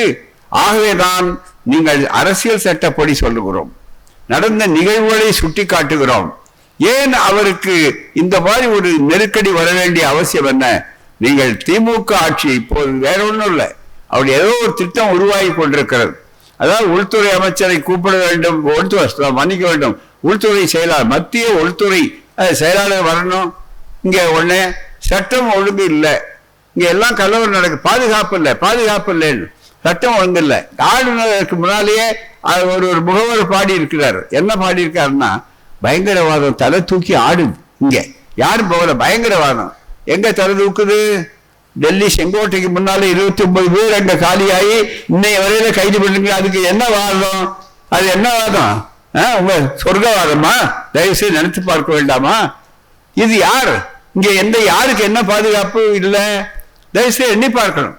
எப்படிப்பட்டவர்களும் தாராளமா வர்றாங்களே, யாருக்கும் கருத்து சுதந்திரத்துக்கு இங்க இடம் இருக்கிறதா இல்லையா? மிகப்பெரிய அளவிற்கு. ஆகவேதான் நண்பர்களே, நீதித்துறை தான் நம்முடைய நம்பிக்கை, மக்களின் நம்பிக்கை. அந்த நீதித்துறையினுடைய சுதந்திரம் காப்பாற்றப்பட வேண்டும். மத சுதந்திரத்தை விட மக்கள் சுதந்திரம் மிக முக்கியம், மக்கள் பாதுகாப்பு மிக முக்கியம். அந்த அடிப்படையிலே சொல்லுகிறோம். ஆனால் அந்த நேரத்திலே தான் இந்திய அரசியல் சட்டத்துக்கு விடை கொடுத்து விட்டு அடுத்தபடி அப்படியே தமிழ்நாடு மிக முக்கியமான அளவிற்கு இது இன்னும் பெரியார் மண்ணா இருக்கு. அதனால இப்ப எல்லாம் சொல்லி பார்க்கலாம்னு நினைக்கிறீங்க. நீங்கள் இதை சொல்ல சொல்ல அடிக்க எழும்பும் பந்து போலத்தான் இந்த உணர்வுகள் வரும். அப்புறம் மக்களை திரட்டுவோம், நியாயங்கள் கேட்போம், நியாயங்களை தோற்க விட மாட்டோம். உங்கள்கிட்ட அதிகாரம் இருக்கலாம் என்பதற்காக தவறாக பயன்படுத்தாதீர்கள். அது கூர்ந்து மற்ற நீதிபதிகளும் கூட தங்களுடைய அவர்களுக்கும் பாதுகாப்பு இருக்கணும். நியாயங்களை செய்ய மிகப்பெரிய அளவிற்கு எவ்வளவு பேர் இருக்காங்க, மிகப்பெரிய அளவு செல்லும் போது கூட அவர்கள் இருக்க வேண்டும் சொல்கிறோம். எந்த கருத்தாக இருந்தாலும் அரசியல் சட்டத்தில் இருக்கபடி செய்கிறோம். நீங்கள் எடுத்துக்கொண்ட பிரமாணத்தை காப்பாற்றுங்கள். Without fear or favour, ill will otherwise. அதுதான் மிகப்பெரிய அளவிற்கு. இன்னும் ஒருவேளை நம்ம பழைய ஆளா, நம்ம இது வந்தவரா, கலவரத்தை நீங்களே கலவரத்தை உண்டாக்க வேண்டும் சொல்லுவது, திடீரென்று அதிகாரிகள் வருவது, அதிலிருந்து உள்துறை அங்கே வர வேண்டும் சொல்லுவது, இதெல்லாம் புரியாம உள்துறை அமைச்சர் மிரட்டுகிறார் என்று அங்கே பேசுவது, அதற்கு இங்கே இருக்கிற அரசியல் கூட்டணி அரசியல் வேற.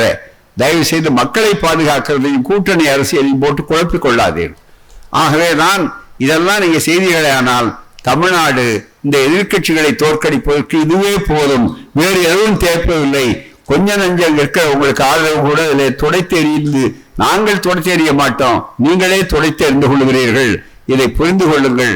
எனவே தான் நிச்சயமாக மத கலவரங்களுக்கு நீதிபதிகளை, நீதித்துறையை பொறுப்பாக தூண்டுதலாக ஆக்கி அதற்கு ஒரு தமிழ்நாடு உயர் நீதிமன்றம்னா அது சார்ட்டர்ட் அக்கவுண்ட்ஸ் ஹைகோர்ட்னு பேரு.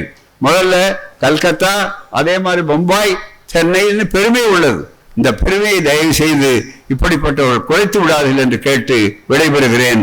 நீண்ட நேரம் அமர்ந்து இதை கேட்ட உங்களுக்கும் நியாயங்கள் கேட்க வேண்டும், நியாயங்கள் தோற்கக்கூடாது, பயணங்கள் முடிவதில்லை. நன்றி, வணக்கம்.